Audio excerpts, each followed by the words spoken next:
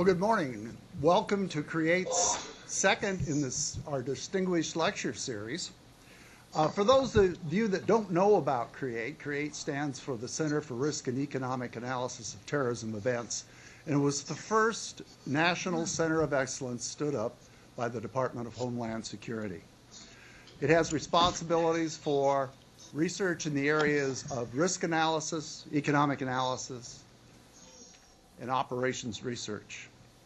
We are not alone. We partner with many institutions. We have about 22 partners in the United States, one partner in Australia, and one partner in the Netherlands. Some of the major accomplishments of CREATE over the last 6 years have included creation of software for randomization of patrols and randomization of the Federal Air Marshal Service, so it becomes unpredictable where the air marshals are going to be, which plane they're going to be on. We have studied things like the MANPADS countermeasures to look at the cost effectiveness of outfitting all major civilian aircraft with active countermeasures. We found that that was not an economically viable solution, that there were better on-the-ground solutions. We have a portfolio of educational activities. We've trained over 100 research assistants. We have internships both in the summer and during the year. We bring in partners from minority-serving institutions. This distinguished lecture series is something new that we instituted just a year ago to help bridge the academic community and the agencies that we work with. One of the real underpinnings of CREATE's success has been its relationship with the agencies in Southern California and California, where we have a vast educational and research laboratory. It allows us to look at real-world problems, to go out and propose solutions to those problems, and test out the problems. The distinguished lecture series has been managed by Mr. Erroll, who is our Associate Director for Research Transition. He's just brought in the most wonderful speakers I could imagine. It's been such a terrific success. He'll be introducing today's speaker in just a minute, but we have a little short PR film for you first. So if we could roll that now, please.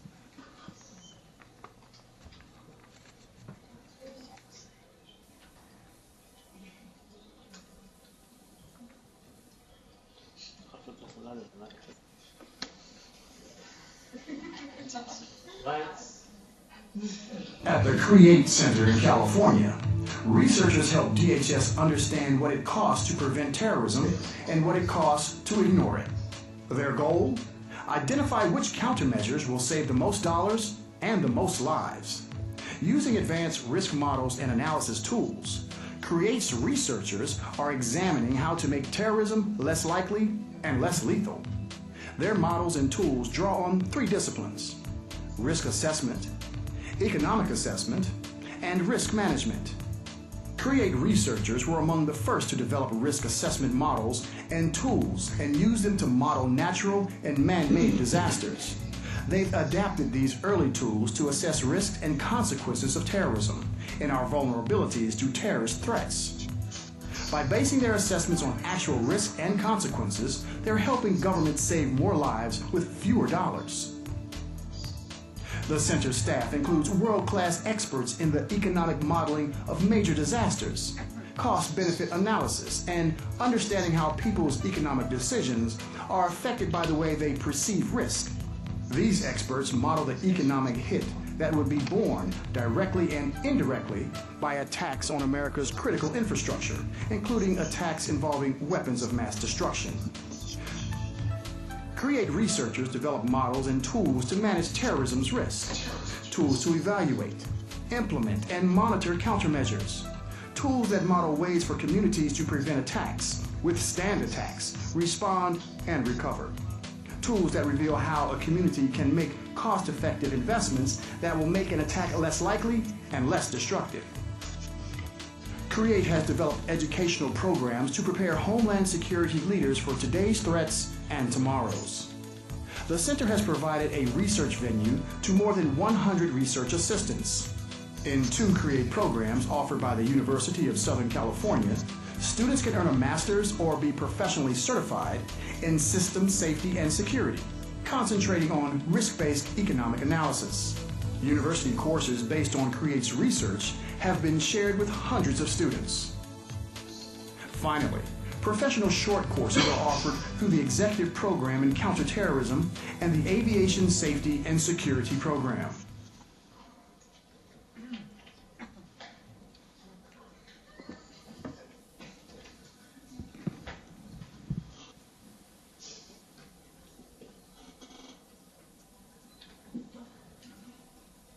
Good morning. Oh, that's not very positive.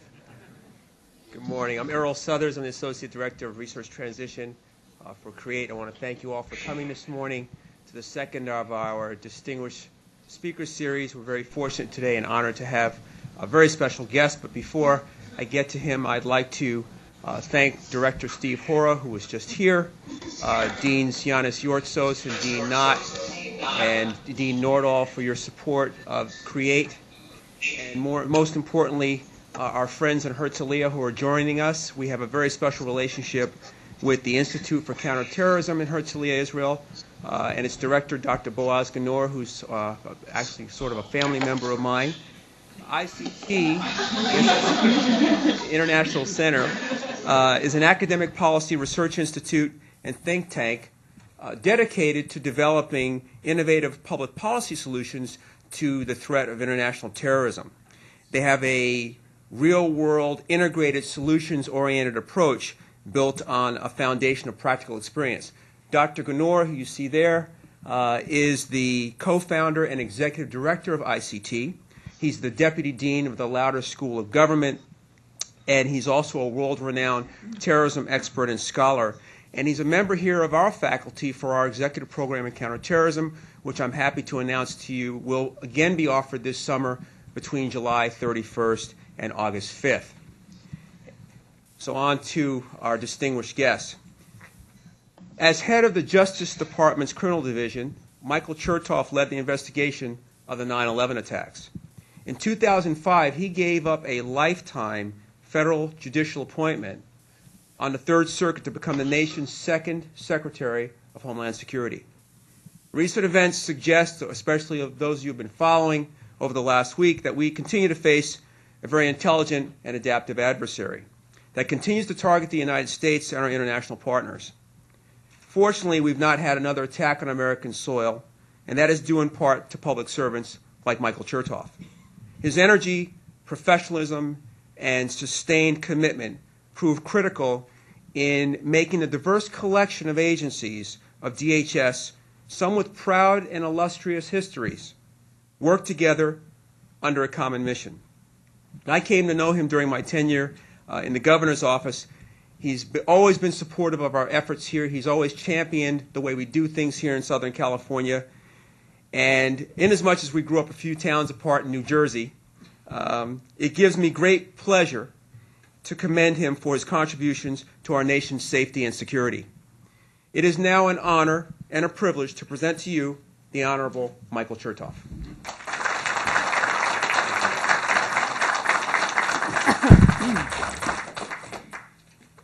Well, thank you very much for that kind introduction. Thank you to all the deans who hosted me here, and we had a nice breakfast where we were able to talk about some of the issues involving risk management and terrorism. And I'm delighted to have the opportunity to address this group as part of this series, which I think is a great opportunity to mix those with non-academic jobs that relate to security and those who are studying it from an academic standpoint.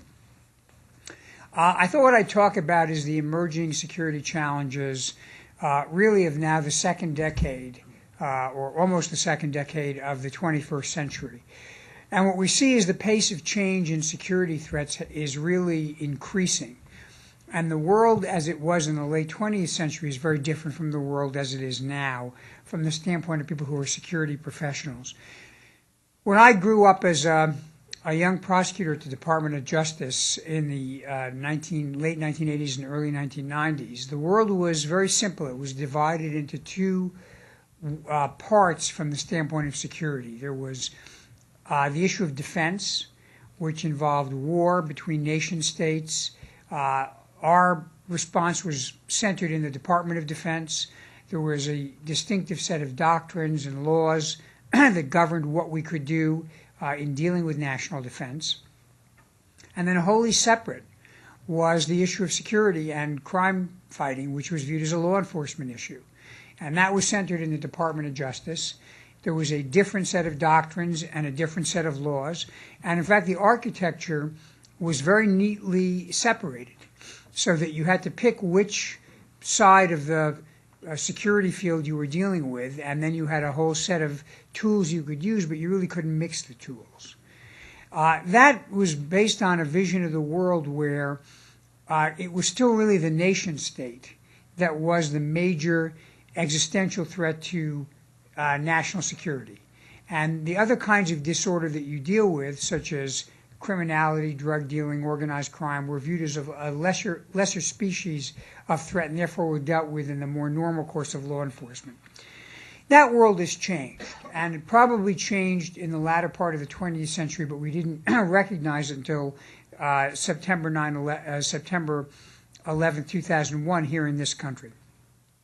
What has happened now is we no longer live in a world of binary threats, but we live in a world of a spectrum of threats. What I would almost describe, using an analogy to quantum physics, as a quantum theory of threat, where the threat to our security can simultaneously be an issue of war with a military dimension, and an issue of crime with a law enforcement dimension, and also an issue that poses a security threat to the private sector, which requires a private sector response.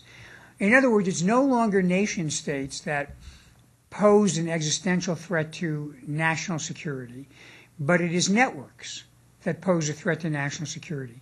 And the networks can operate simultaneously using the kinds of tools that we're familiar with when we're dealing with war fighting, but also the kinds of tools that we are traditionally recall looking at when we're dealing with narcotics trafficking or other kinds of international criminal orders. So why is it that we're in a different world? Why has the dimension changed so profoundly in the last 10 years? Well, it has to do, frankly, with three major changes in the way the world operates.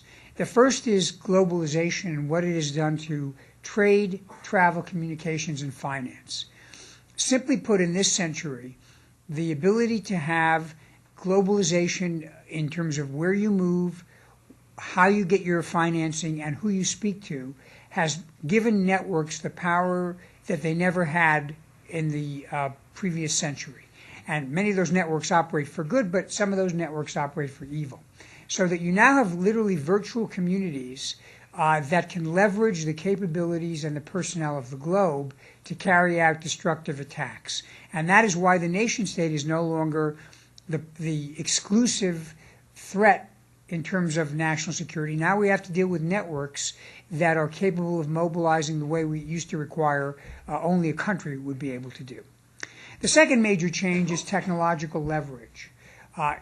We've always had terrorists, but 100 years ago, a terrorist could set a bomb off and kill 50 or 100 people. They couldn't kill 3,000 people. In the last 10 years, we've seen not only 9/11, we've seen an anthrax attack on the United States.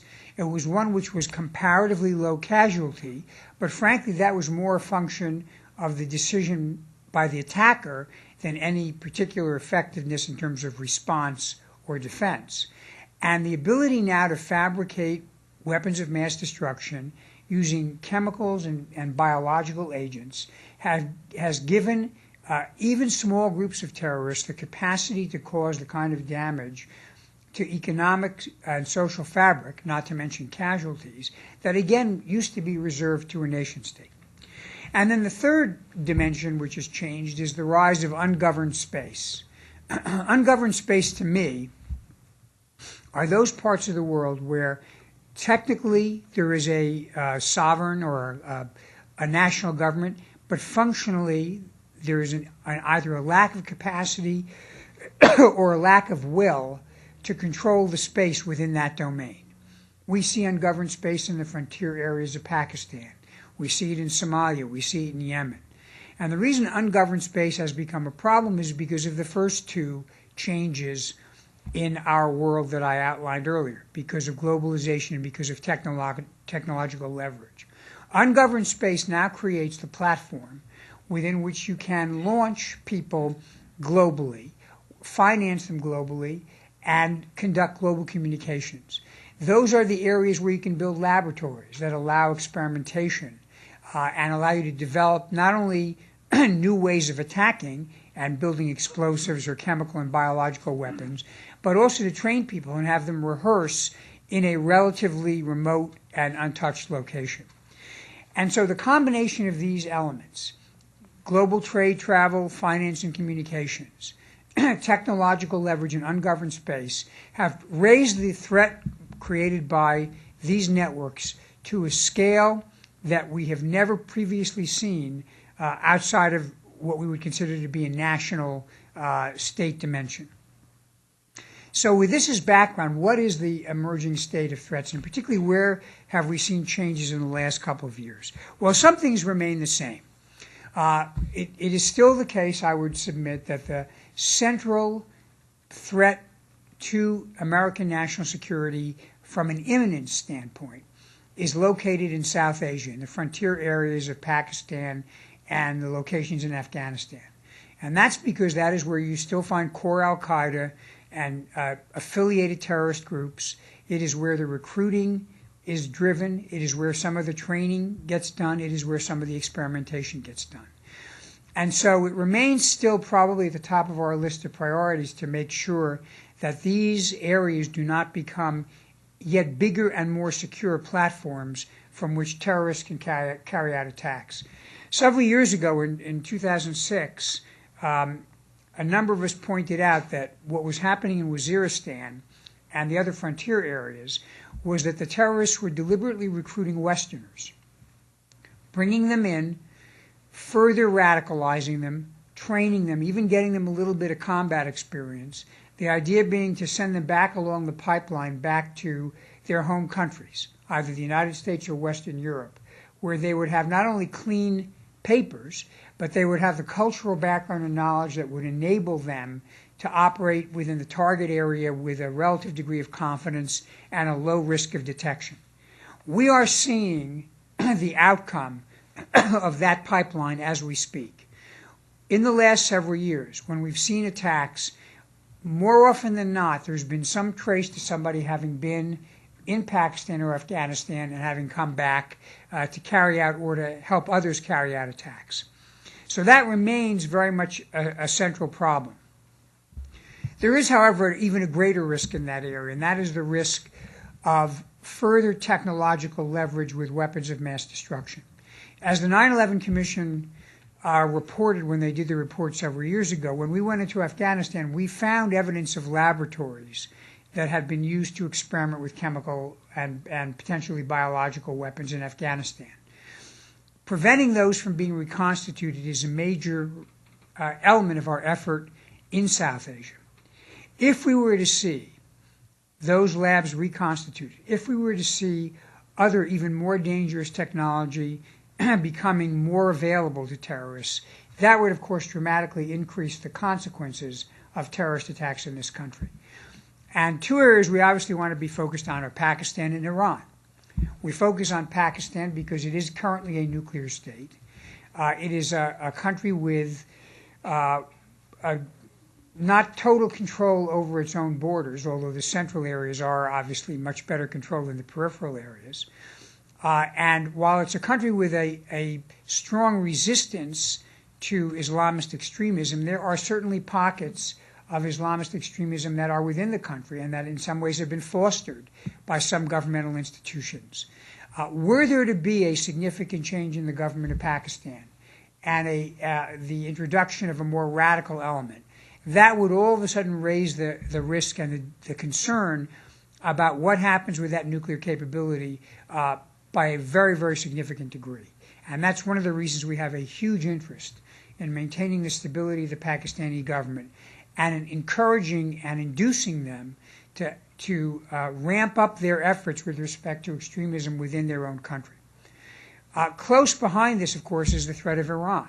It doesn't take much reading of the newspapers to understand that Iran is headed quite deliberately in the direction of becoming a nuclear power. Now, will they actually take the step of building and testing a bomb, or will they stop one step short and try to leverage the potential of the bomb for geopolitical reasons? Well, there's a lot of debate about that. But from our standpoint, what becomes critical is this. First of all, the threat that a nuclear or near-nuclear Iran poses to the geopolitics of the region, and that includes the impact on Afghanistan and Pakistan and how that changes the dimension there. But it also relates to the danger and the risk that there might be proliferation of nuclear capability to terrorists. Remember, A.Q. Khan was able to transmit a great deal of nuclear know-how for a long period of time before he was caught. And obviously, the more nuclear capability and technology there is in a place like Iran, the greater the risk that some of that will be exported in a way that could result, again, in a network getting a hold of that kind of capability. By the way, one of the I'm hesitant to say anything positive about WikiLeaks because I think it was a horribly irresponsible and quite likely criminal thing to do to leak all that information. It does turn out, though, that in the massive material that was leaked, as reported by the press, were operational reports underscoring the fact that the Iranians have been very directly involved in promoting the conflict with the United States in Iraq. So, we cannot underestimate the risk of a nuclear Iran as it might relate not only to the region but to the United States as well. And here I want to pause and say I keep using the word risk, and it's particularly appropriate to do that here because one of the lessons we've learned historically over the last 10 years is you do not develop a strategy by looking backward and talking about what has already happened. I wish I had a nickel for every time I used to talk about a threat and people would say, well, but that's never happened, as if that's an answer to the question. Of course, in 2006, they were saying that about housing prices. Oh, they've never gone down. And I guess that turned out not to be a good investment strategy as we are continuing to learn. So part of the essence of my message here is, in looking at the risk and in managing the risk, we've got to look at what hasn't happened yet and not only what has happened. But as we move out of South Asia, we see other emerging trouble spots. Of course, Yemen and Somalia have been much in the news. Somalia as not only a platform for piracy, but as a platform for terrorist travel, including travel from the United States to Somalia and back again.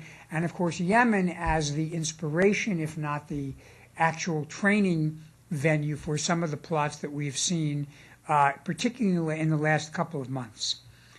And what this tells us is that the network is becoming even more fragmented. Now, this has some serious implications for the way we do our Homeland Security, because 10 years ago, we were very much focused on the high-end and high-consequence element of terrorism.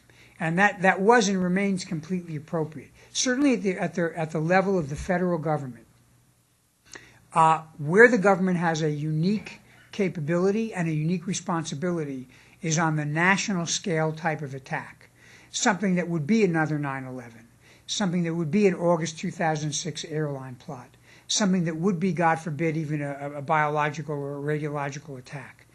But the difficulty we face now is that is not the only type of threat we have. And there are other threats that are becoming more likely and where the response is going to have to be driven in a much more distributed way. What do I mean? Probably most analysts would have told you in 2001, 2002 that Al-Qaeda was really focused on the high-impact, blood in the streets, big visual attack. What I fear we have seen in the last 2 to 3 years, particularly after the Mumbai attack in 2008, is that they have finally begun to reconfigure their vision of success to accommodate much more low-level attacks, and perhaps attacks that are not as visually exciting or as significant in terms of casualty numbers, but that could have enormous economic impact. And of course, economic impact was always part of bin Laden's theory, but now it may be that is moving more to the forefront. In many ways, having talked among ourselves for so many years about why it is that we haven't seen more attacks against lower-level soft targets, it appears that the adversary has finally said, you know, that's a really good question. Maybe we ought to do more of that. And certainly Mumbai was a great instruction for al-Qaeda and other groups like LT that there's an awful lot of terror and publicity to be obtained by carrying out comparatively conventional garden variety small-scale attacks, particularly, by the way, when there's an ineffective response. That explains, I think, why the most recent terror alert in Europe that was discussed in the last few weeks talked about concerns of a Mumbai-style attack, multiple attacks in multiple venues, maybe using firearms as opposed to bombs. The idea being that these would be soft targets, not like a 9/11, but like a Mumbai. That's a particularly interesting background within which to evaluate what is emerging in the most recent airline jet cargo package plot, which I'd like to take a couple of minutes to think through because, again, I think it shows something of an evolution in terms of the strategy of the terrorists. As you know, we've done a lot into focus on passenger airlines in terms of security in this country and overseas, and that makes perfect sense. If you're looking at a potential to inflict casualties, obviously an attack on a passenger airline is going to kill a lot more people than an attack on a cargo jet. And likewise, in terms of damage to the global aviation system, getting passengers to stop flying would have a huge impact in a way that wouldn't quite perhaps be as acute if the air cargo system were damaged. But having raised the bar considerably in the area of passenger jets, and most recently December 25th, where embedded in the failed bombing attempt is the lesson that by driving the enemy to more and more complicated and difficult bombs, we increase the risk of failure.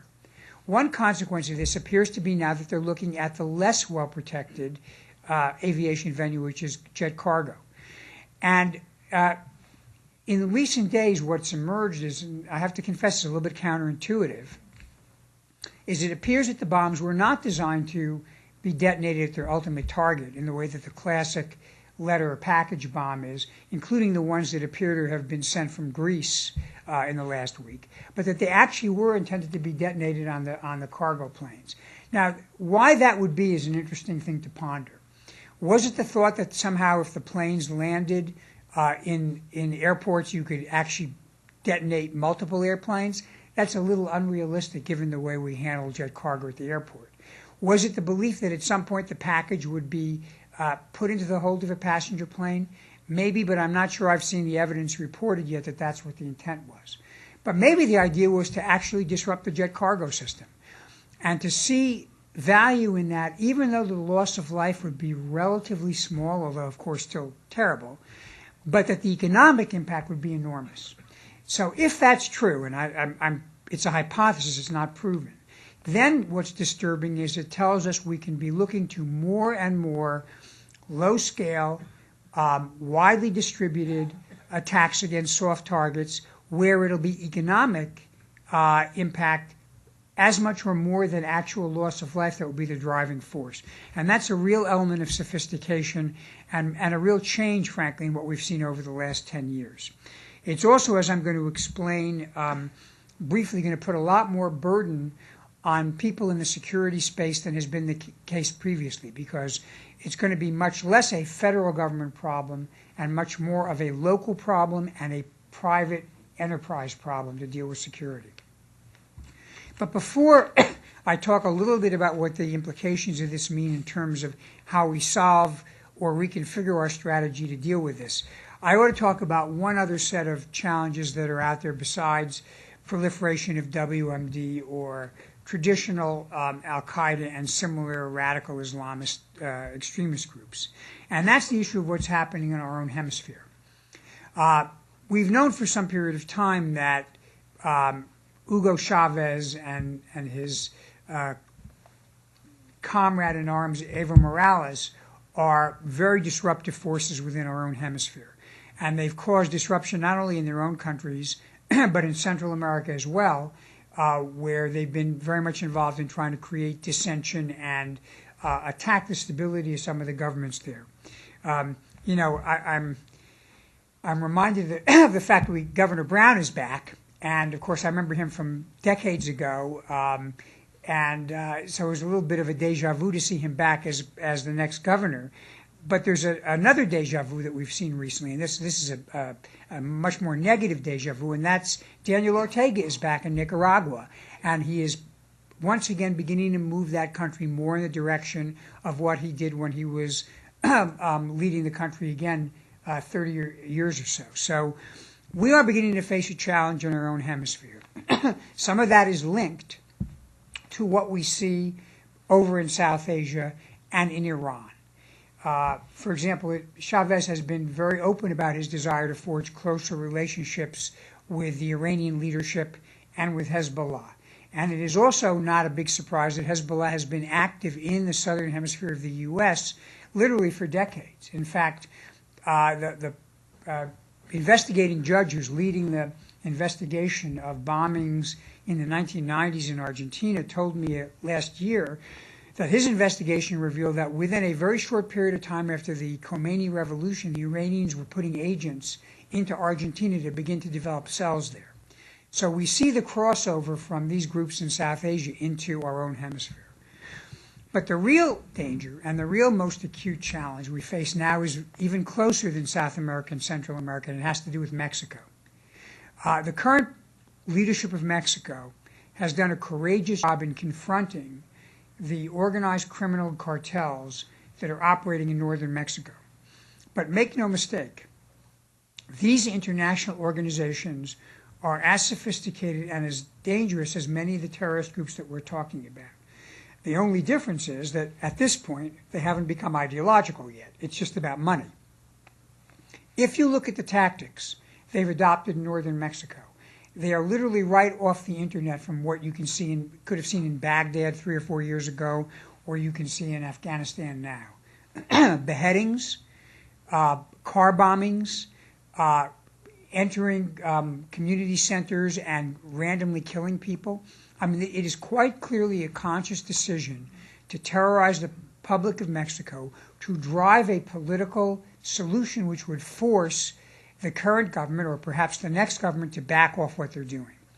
This is a critical issue for us because it's the proximity to our own border. And while the violence has not spilled over in a big way to the U.S., the prospect of ungoverned space on the other side of our border in Mexico would open up a new and very serious challenge to our own national security. I have a lot of confidence in the current president of Mexico. I do not know who the next president of Mexico will be, and I do not know how much time the current administration has to achieve success in what it's doing.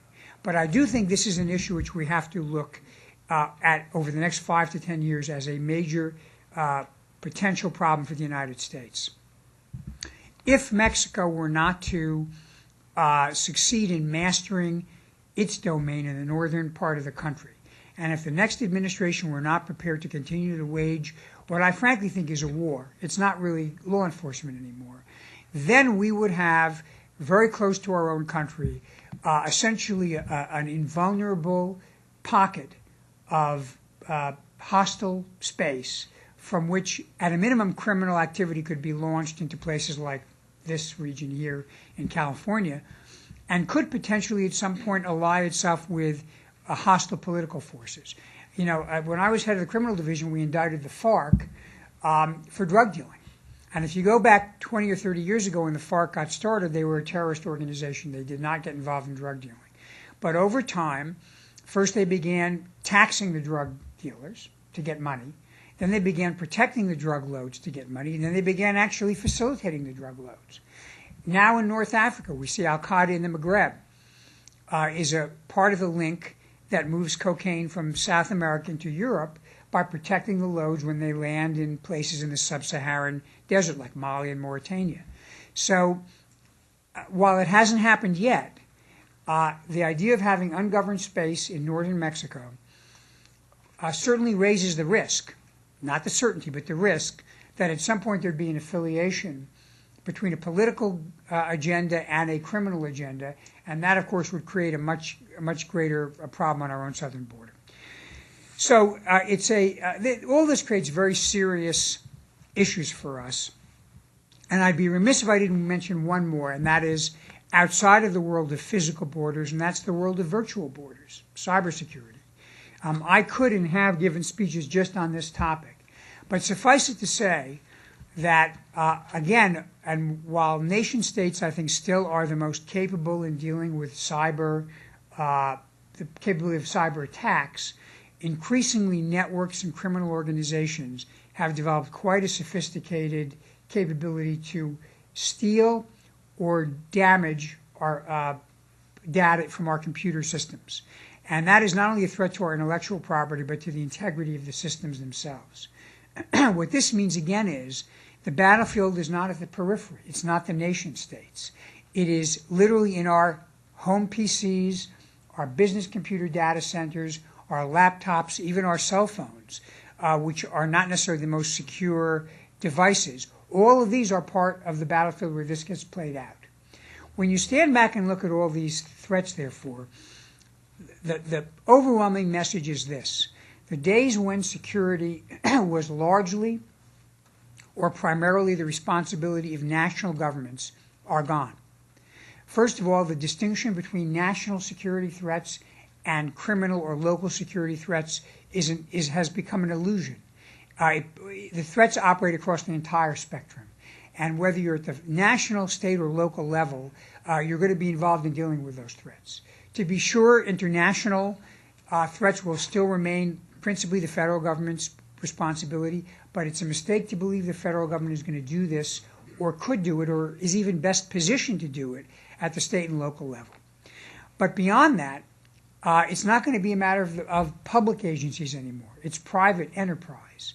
There are too many places where the battle can take place. The battlefield is now going to be, whether it's in Times Square or in a shopping mall or in a jet cargo plane or on your computer, it's going to be in assets and in locations where the government at every level is not present.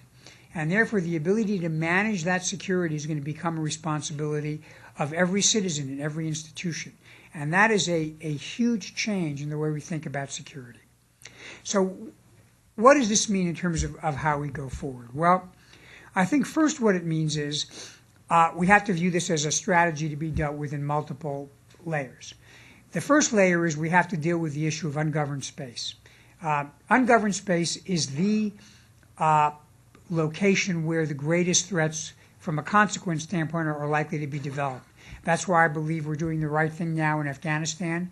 I think we're going to need to work with the authorities in Yemen to get better control of what's going on in Yemen. And likewise, I think we're going to have to work with the responsible international authorities in Somalia, because these will fester. And perhaps most important, we've got to work with the Mexicans to have them get the capability they need to finish the job and to do it in relatively short order. The second element of what we have to do, and again, this is likely to be largely a federal government issue, but it's also going to engage international businesses, is we have to focus on securing those levers of globalization that have become enablers of terrorist activity. And that means travel, trade, communication, and finance. And let me give you some examples of what this means. First of all, it means we need to know more about people who travel. We entered into an agreement with the Europeans several years ago that enabled us to get commercial airline data about passengers who come into the United States from overseas. It's not particularly private, information. It's just the stuff that they give the travel agent. But it does include things like your contact number, how you paid for the ticket, and some of your travel patterns. This has proven to be enormously helpful in enabling us to target those people who come into the U.S. where we need to have a closer look at them before we admit them, or even before we let them get on airplanes, because they may have a link to something that raises a red flag.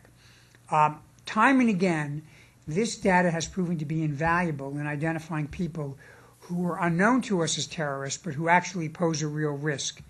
And, some years back, as an experiment, we looked back at 9/11 and we said if we had had the data in 2001 about the 19 hijackers that we now collect and analyze, could we have identified those hijackers before 9/11? And the answer is we would have seen linkages between 15 of the 19.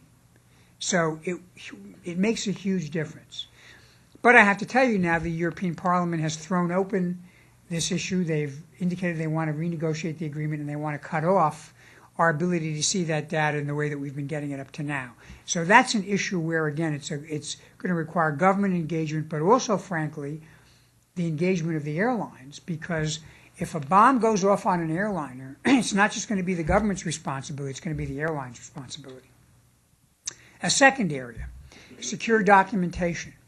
That's another way of striking at the kind of global travel that has been an enabler of terrorism and is one of the reasons why we've seen a shift to recruiting homegrown terrorists more, because they don't have to travel.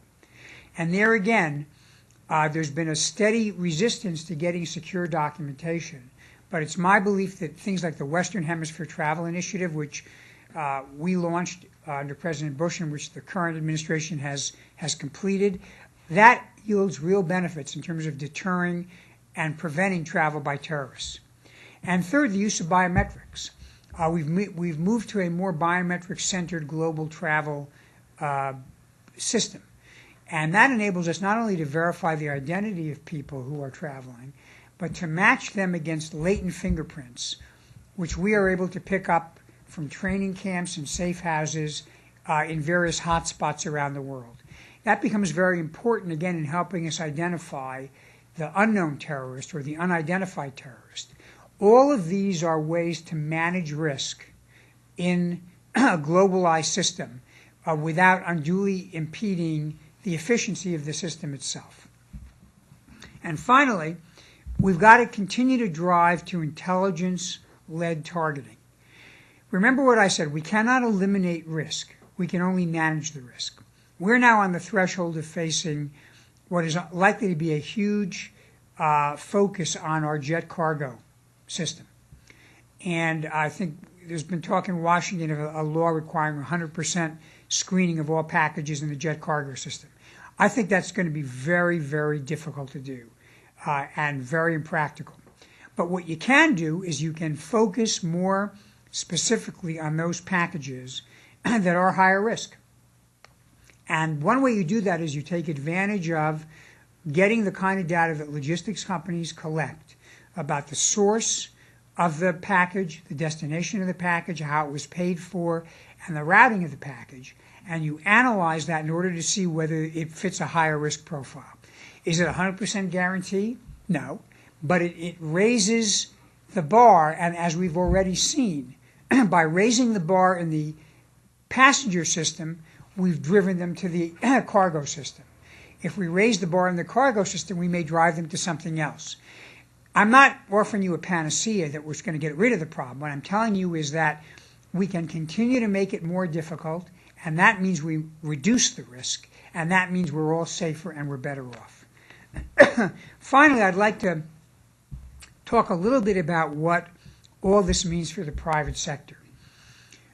Whether it's in the area of cyber and the concern we have about control and data systems for critical infrastructure, whether it's about the responsibility of logistics companies to deal with the security of what they're delivering, whether it's about local communities being aware of plots that are developing literally behind closed doors in the local community. More and more of the early detection is going to be placed in the hands of a network of good guys that are going to be trying to fight a network of bad guys. Because the only way you can really beat a network is with a network. Unless we wanted to have a system where the government sat on everything, which would be not only unbelievably expensive and impractical, but also fundamentally inconsistent with our way of life, we're going to have to take responsibility for sitting on our own system. We're going to have to be aware of what the situational threat is. We're going to have to build into our business processes an ability to identify risks and manage risk. And we're going to have to recognize that is money well spent. And I understand very well that from a business standpoint, it's often the case that you view a security expense as a kind of right off the, off the bottom line. It's basically not a revenue-producing activity. But if you look at the experience we've had, whether it's been in natural disasters, whether it's been in terrorist attacks, or even in the financial system, the failure to properly measure and manage risk can be enterprise threatening. And that's why we've got to get everybody in the community at all levels to understand their stake in the game. Now, the government can play a role in doing this. Better information sharing, better ways to get people cleared, better ways to communicate best practices, some legislative activity that would promote risk management as a liability protection, like the Safety Act. These are good ways the government can enable the private sector to stand on up its own security. But in the end, the actual assets and employees will not only be government, but they'll be in the private sector as well. I always feel at the end of talks like this that I'm leaving everybody with kind of a really downer feeling. I could come up here and tell you there's a magic bullet, and if only we do X, Y, Z, the problem's going to go away. That's not human existence. Ironically, we may come back to look at the Cold War as an odd moment of peace in our national history, a time when, because of the bipolar world and the very stable, albeit dreadful, mutually assured destruction doctrine, we had a world in which the threats were peripheral, but they weren't existential. But that stability is gone, and it's unlikely in the networked world we live in now that that stability will be achieved again. So we're going to have to learn to live with a world where there's a dynamic, evolving threat, and where our safety is going to lie in a dynamic, evolving response and security strategy. The good news is we have made a lot of progress. And some of the things we've seen in the last year actually attest to that progress. I think you could argue that while the December 25th bombing attempt was a close call, part of the reason it was a close call was because we're forcing them to use bomb construction techniques that are more and more difficult to execute. The quick response to the Times Square bombing, again, we were lucky the bomb didn't go off, but I think part of the reason is because the bomb maker did not use some of the most readily accessible material because he was concerned that the purchase of large quantities of those materials would alert the authorities. So we are forcing errors.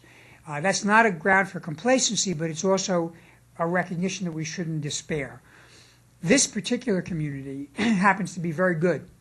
It's been a path breaker in things like fusion centers, suspicious activity reporting, incident command systems and unified command.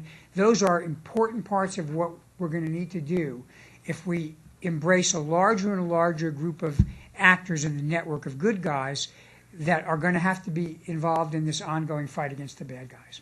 So thank you very much for hearing me, and I look forward to taking some of your questions.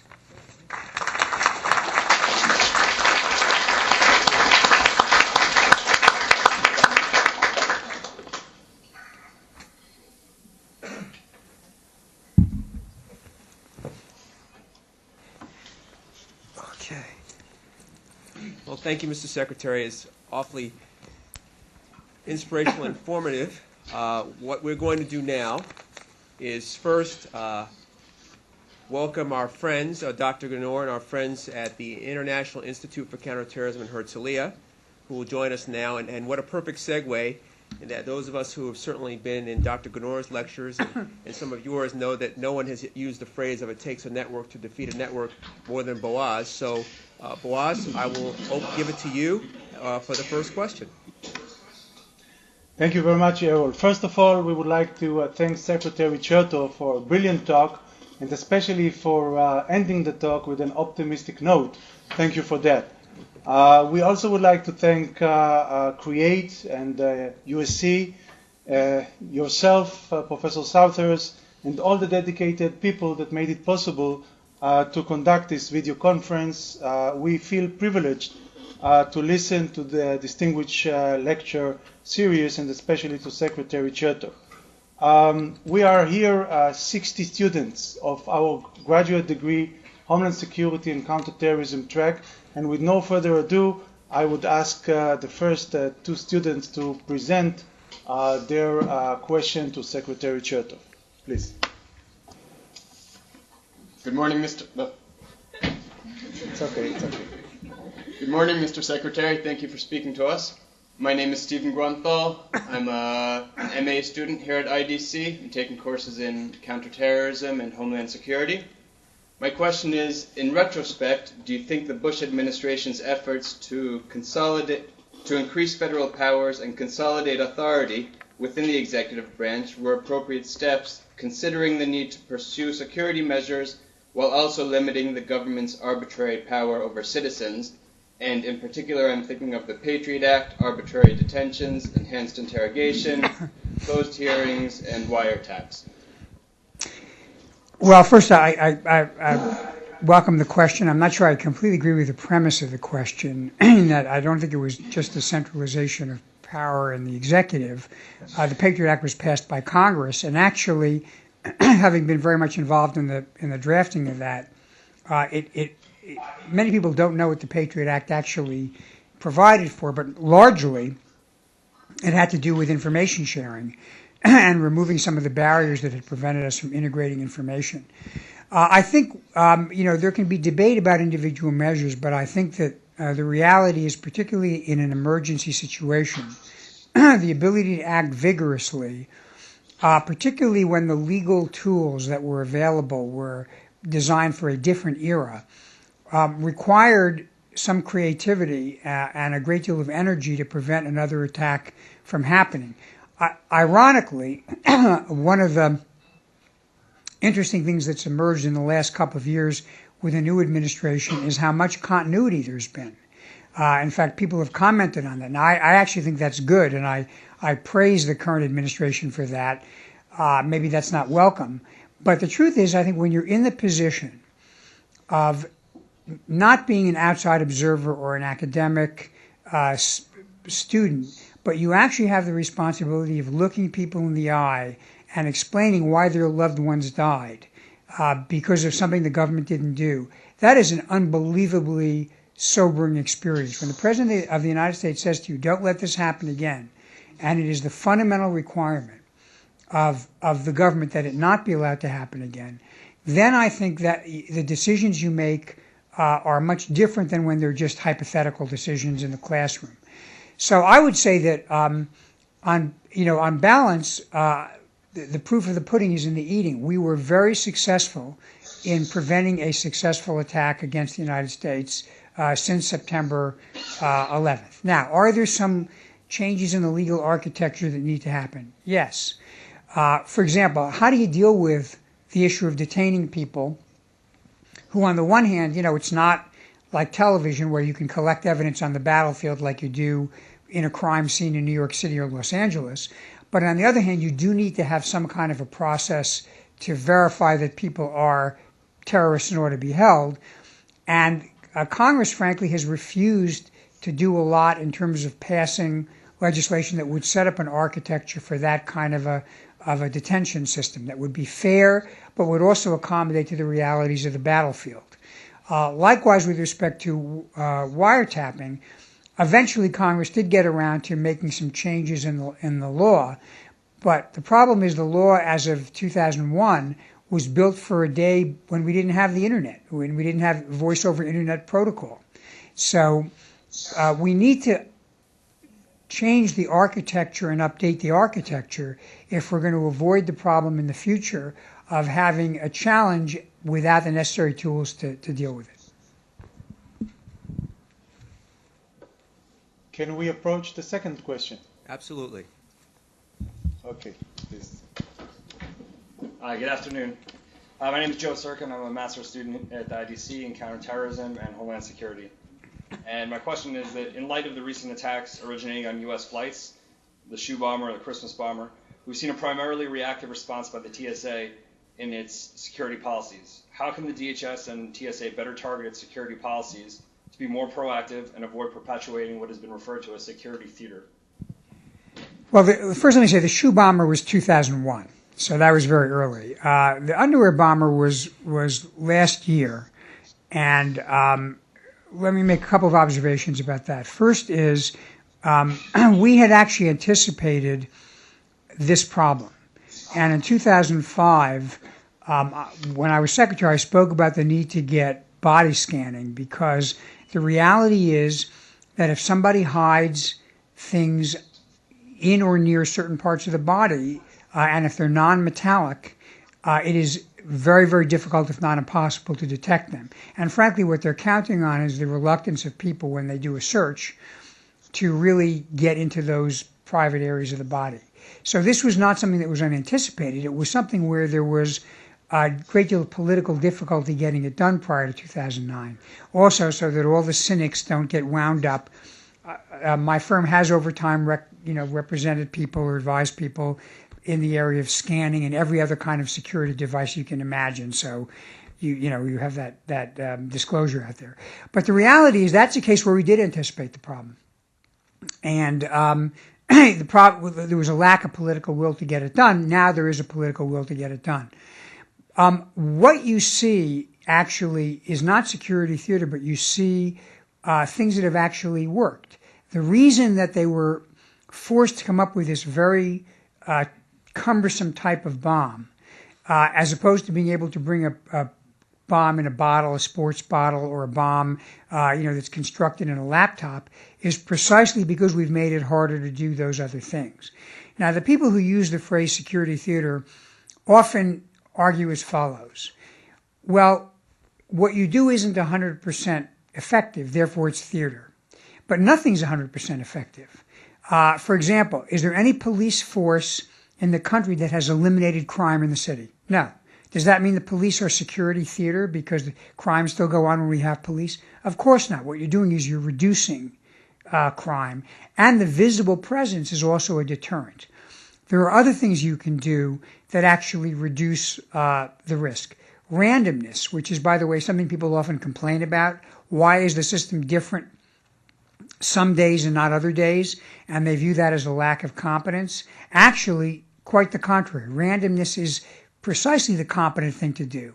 One of the lessons that has been discussed relating to the most recent effort to blow up cargo jets is the information that's been developed suggesting that there were dry runs or efforts to kind of understand and surveil the system so that the terrorists could figure out exactly how to time the bombing to get the maximum effect.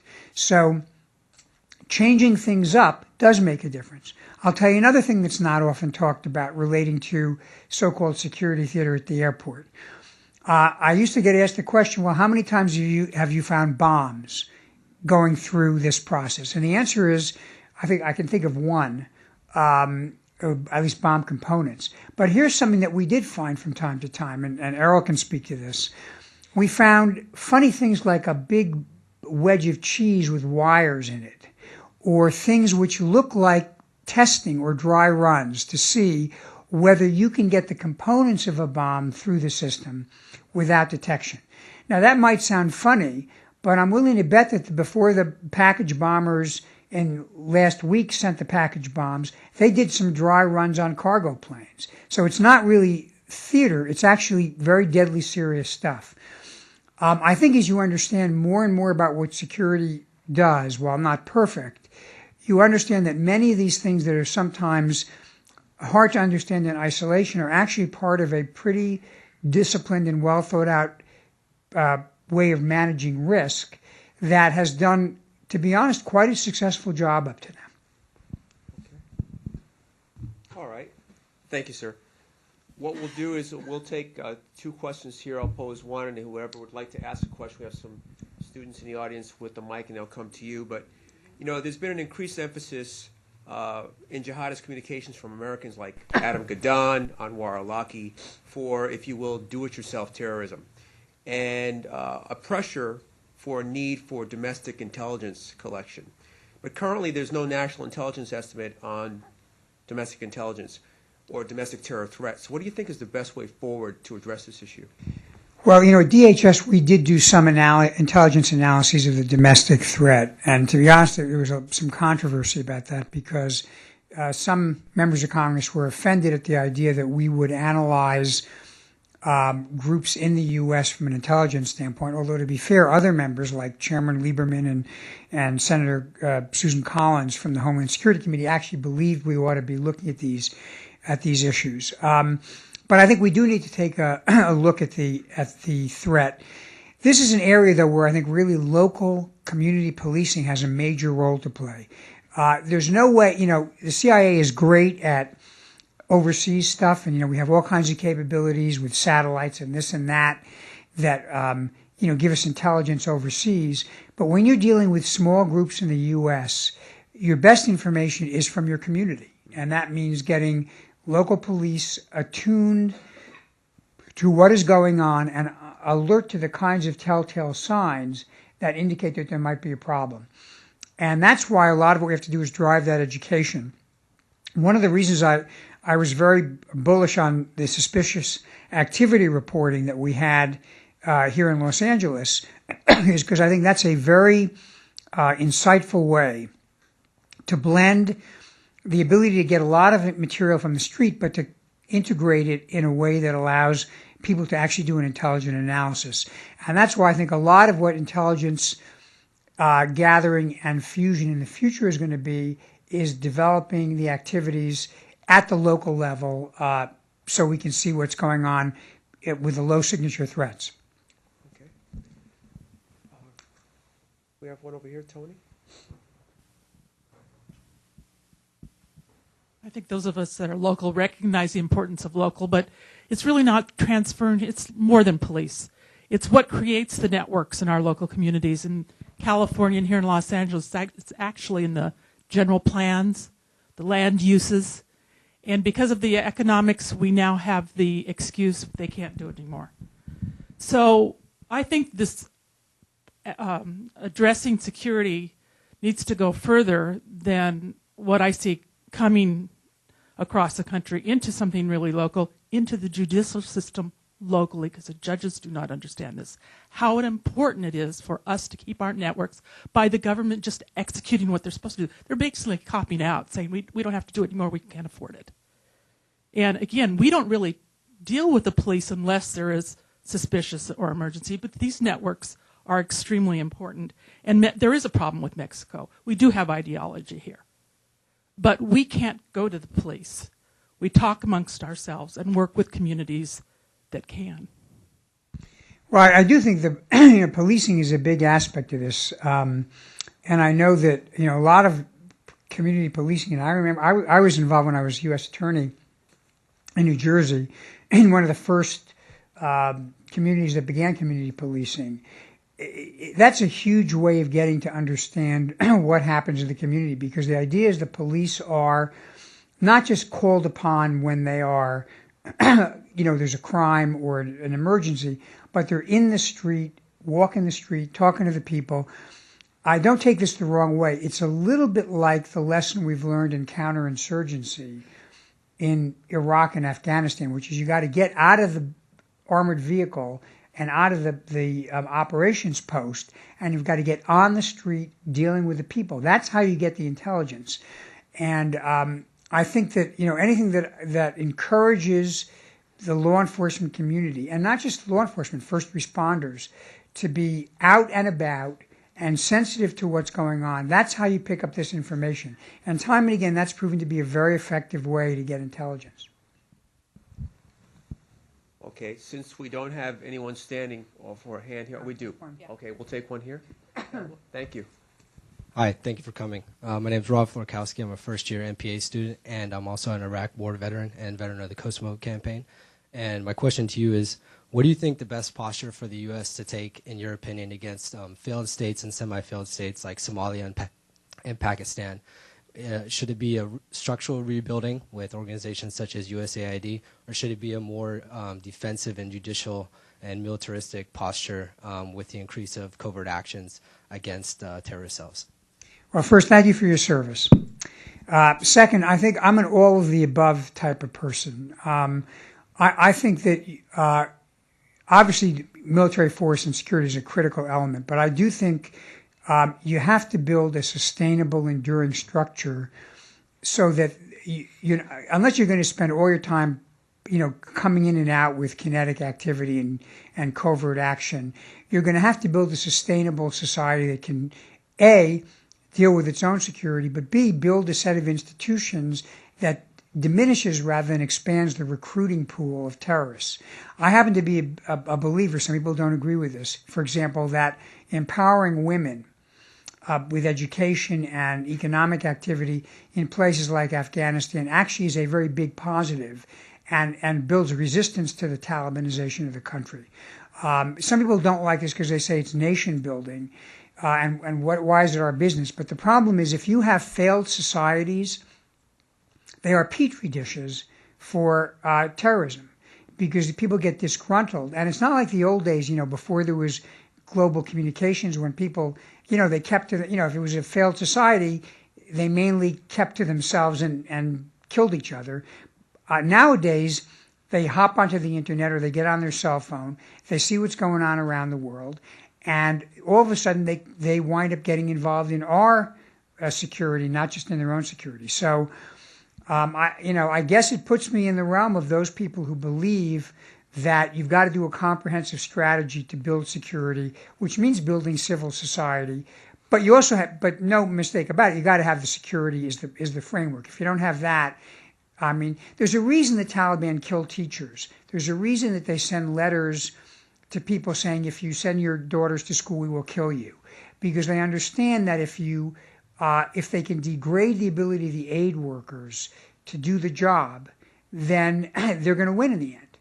And the flip side of that is if you look at a sophisticated terrorist organization like Hezbollah, and even in Pakistan you're seeing with some of these groups, they spend a lot of time themselves doing aid and assistance because that's how they build up allies. So Hezbollah has a real social welfare network because that's how they build and woo hearts and minds. So look at what the enemy's doing. The enemy is building its own perverted version of civil society, and I think that means we have to be in the same space. Okay. Let's go back to Dr. Gunor and our friends in Herzliya and see if we can take another question from the class. David. Good morning.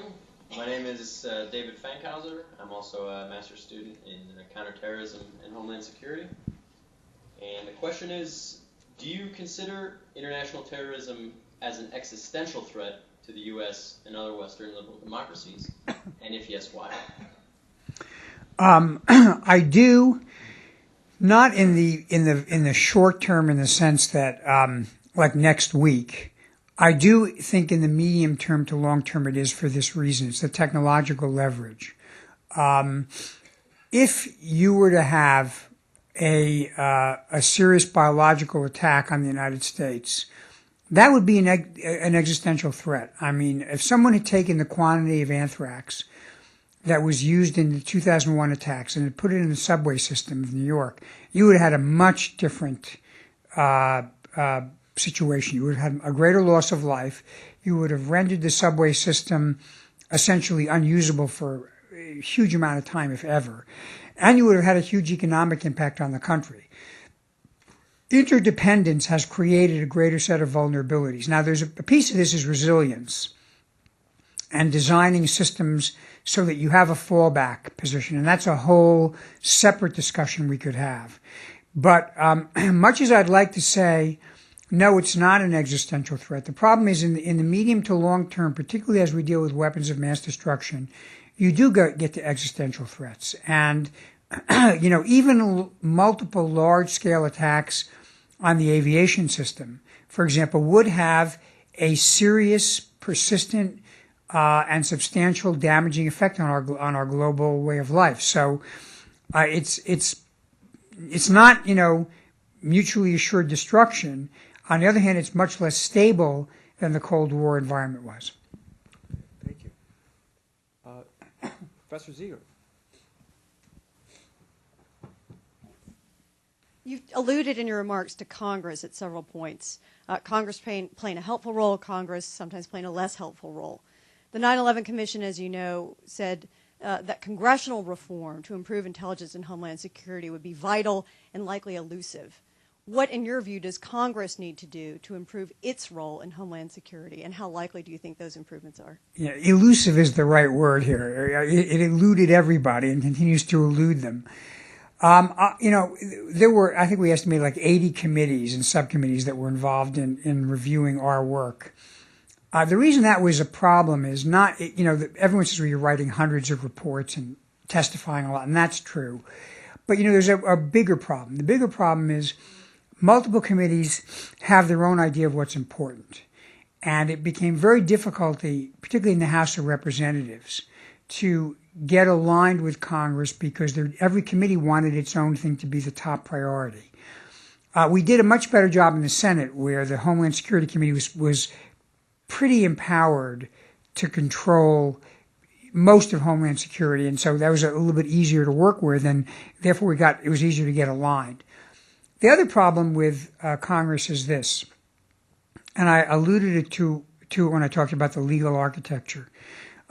We know there are things we need to do to build the legal tools to make it easier to deal with some of these issues, and particularly emergencies. And, how do you deal with the issue of detention? How do you deal with the changes in technology that require, government authority for different capability? And we cannot get Congress to pass laws in this respect. There's no constituency crying out for it. There are a lot of constituencies who don't want to see anything happen because they've got ideological agendas on left or right. And what will happen is there won't be a real outcry until something happens and you don't have the legal structure. And then the president's going to have two choices. Either the president's going to take the tools that exist and try to make them work, and then there'll be a lot of criticism afterwards, and I've lived through that experience. Or, and this is the worst outcome, the president will say, I can't do anything about it. And that'll be the worst outcome for everybody, including the president. So, in many ways, taking the time now to build that architecture would be well spent. And by the way, I think you could get a lot of agreement on 80% of this stuff among Democrats and Republicans. There'd be some on each side who won't take anything. But you could sit people down in a quiet place and get about 80% of this stuff done. But you'd have to be serious about it. And I feel that our system does not allow us to be serious. Somebody asked earlier, why did the executive branch take so much of this on itself? I think part of the reason was because when the house is burning down, you feel you got to put the fire out. But right now the house isn't burning down, and we ought to build the capabilities now so that if the fire starts again, we really have a better set of tools. Jay? Yes, Mr. Secretary. Erroll, my world is risk and crisis communications. I've been a CREATE alumni with Erroll and Dr. Ganor. Maybe on a related note, taking it past Congress to the public, how do you get public buy-in on all of this, not just for a ready.gov campaign and preparedness in general, but the buy-in on some of those more specific things as well? That's a really interesting question. Ready.gov has had some positive impact. There was a great ad campaign they ran a couple of years ago, we did, that showed families. They'd go to a family, as a real family, they'd say, do you have a plan for an emergency? And they'd go, yeah. And then they'd ask each person individually what the plan was, and they'd all have a different answer. And it was really good. You get a spike of interest when you have like a natural disaster or terrorist attack. I think you've got to, build it into the schools.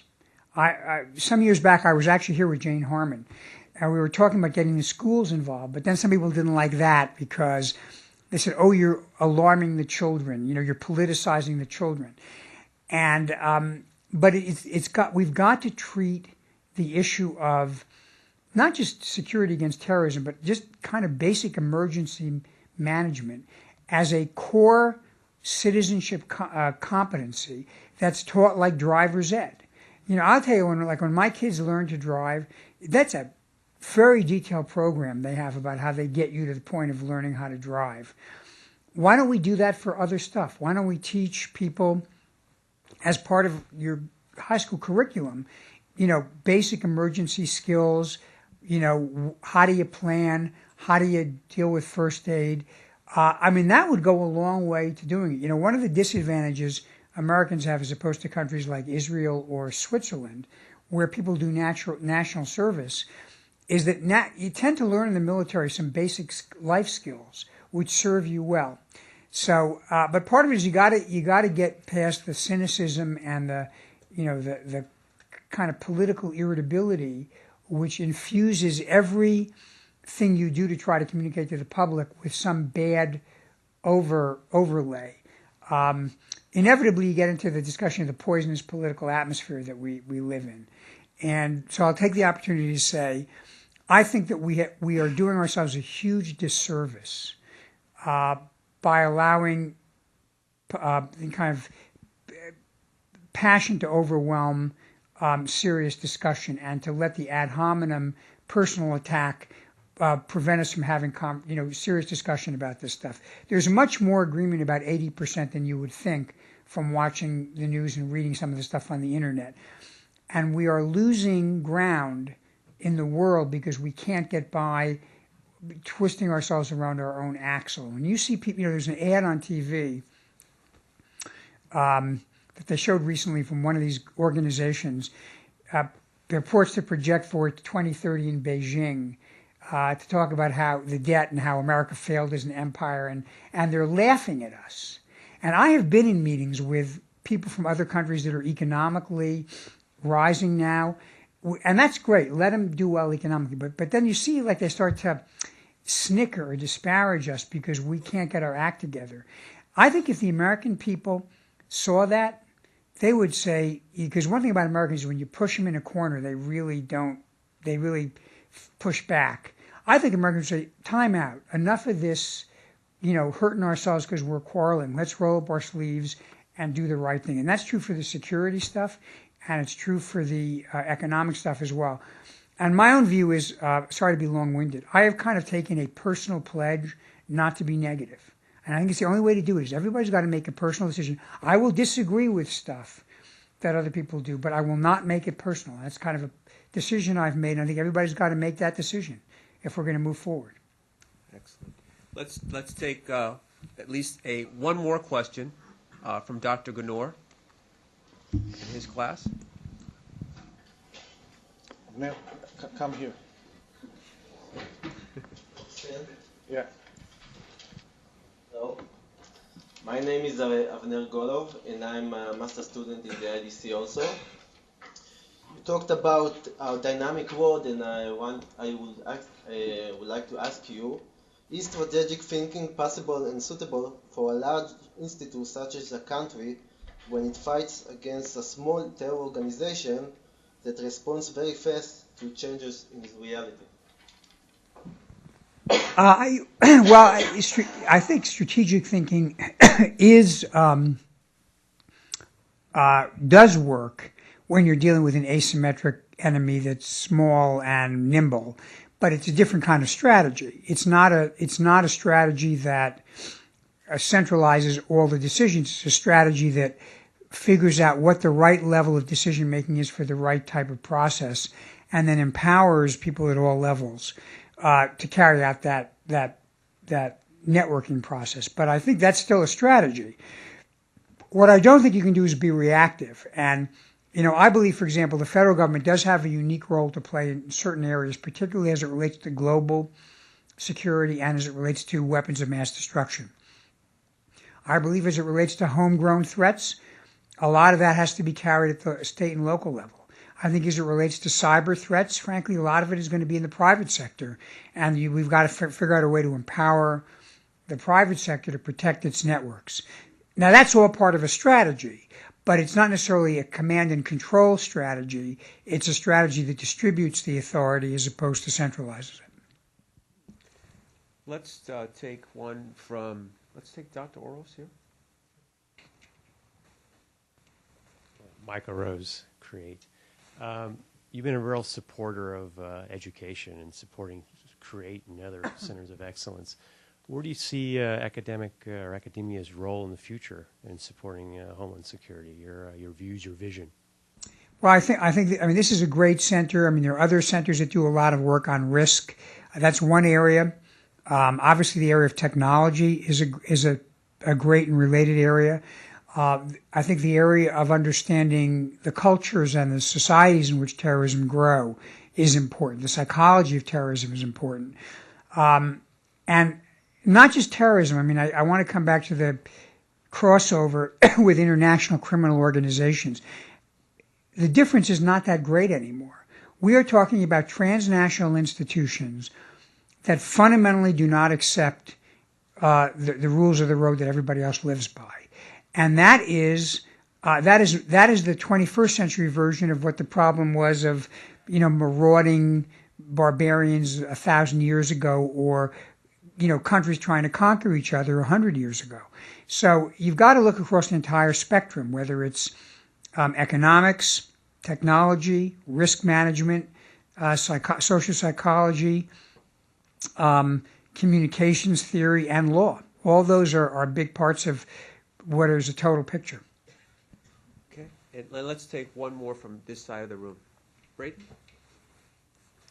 Thank you, Mr. Secretary. I'm Braden Phillips from Long Beach Police Department. As you know, the ports of Long Beach and Los Angeles, largest port complex in the country. Do you think that the recent incursion into the air cargo terrorist environment is a precursor of incursions into the port complex? Well, I mean, that raised the issue of port security. I'll give you my own opinion. I think the highest risk in terms of likelihood for ports is a kind of a coal-style attack, where someone takes small boats and attacks a vessel, in the harbor, attacks the port itself. And, a lot of what we tried to do, I know the Coast Guard was launching, was a small boat strategy to deal with that issue. And that includes, working with stakeholders to lower the threshold for when you have to have a transponder and how we detect who comes in and out of the ports. I will tell you the container issue, I've always felt is slightly, gets slightly more emphasis maybe than it deserves. Obviously, a nuclear device in a container would be a bad thing, but I think actually if someone has a nuclear device, they're much more likely to hire a jet and fly it in than try to put it in a container.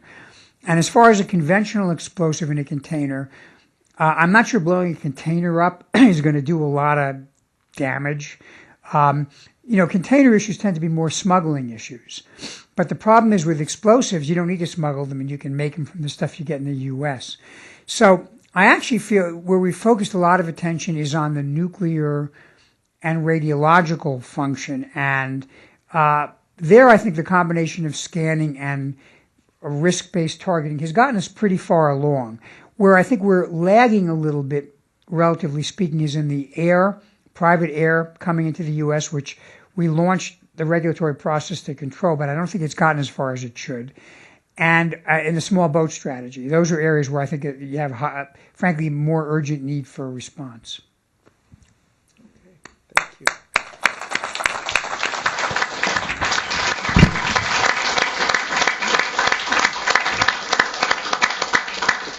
Just like to ask everyone to hold on for a moment. And first, I want to thank you all for coming out today and supporting us. We really appreciate it. We'll continue to do this. We've been extremely fortunate to have the support of Dr. Hora, the university, and some friends and colleagues. I have to admit, Secretary Chertoff years ago when I was in the governor's office was the first cabinet member I ever met in my life. He was always supportive. He supports us now. And this is an Arnold Schwarzenegger tie. So on behalf of the university, on behalf of the CREATE Center, I'd like to give a small token of our appreciation and thank you for coming out today. Now, I'm gonna have to ask you to send this to me because there's no way I'm getting this on the airplane. Seriously. Thank you. Thanks. It's really a pleasure. Great questions from Israel. Dr. Ganor, I've read your book. So great work. It's a great partnership. Thank you very much. Thank you very much.